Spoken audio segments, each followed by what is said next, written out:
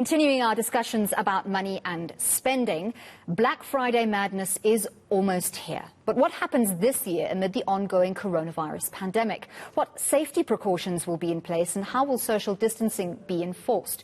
Consumer advisor from Moja Media, Moeshfieka Botha, unpacks this with us now. Thank you very much for your time. So what can we expect from Black Friday this year in terms of sheer numbers? In terms of sheer numbers, we are definitely looking at an increase in consumers going online. The pandemic and the fear of crowded spaces has pushed more consumers online and made retailers up their online presence. So we are definitely going to see a shift from taking the consumer standing in a line, from the panic buying at the doors on Black Friday, on the eve of Black Friday, and a lot more consumers are going to go online. We've also got to look at it and say, okay, the stores, to accommodate the fact that there are still consumers who are not doing online shopping, how are they going to manage social distancing? How are they going to manage the masses? What we're then seeing is that many retailers, large and smaller in South Africa, are extending Black Friday. They're extending their Black Friday sales across the entire month of November or even the last 2 weeks of November. So as opposed to just having Friday the 27th, Saturday the 28th, and possibly Sunday the 29th, we now have the entire November or 2 to 3 weeks of November.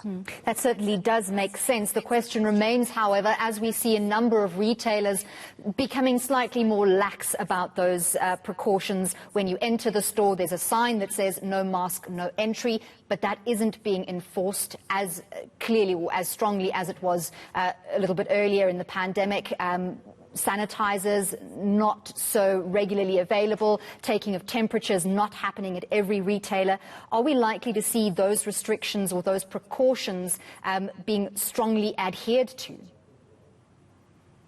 Well, we could only say that we'd only hope that retailers are going to be prepared for this. One would hope that Black Friday is not going to be catching anybody by surprise. Retailers know that they are slashing their prices and expecting volumes of consumers. So they have enough time to prepare. They have enough time to get extra staff on the floor. They have enough time to get extra sanitization products on the floor. They have enough time to have social distancing measures and signages put in place. Black Friday is not a surprise to anybody. We're sitting with a very difficult catch-22. We absolutely need the economic injection that consumer spending across Black Friday periods brings in, but we cannot afford to see large spikes in infections due to people congregating en masse in retail stores. Is there an option of doing away with Black Friday this year to try and protect the health system? In terms of Black Friday and the health system, therefore, I think we are going to see a lot more people. And essentially what happened when we went into lockdown, a lot more people started doing online shopping, were forced to do online shopping simply because they didn't have the luxury of doing things the old way, of going into a mall, of going into a supermarket, standing in queues because of social distancing, had an effect on people. So people this year, I think online shopping is where we are going to need to stress to people on how to do online shopping, what to be aware of, what to be mindful of in terms of scams for online shopping, in terms of online shopping etiquette, in what you can do to prepare, to better prepare for Black Friday sales online.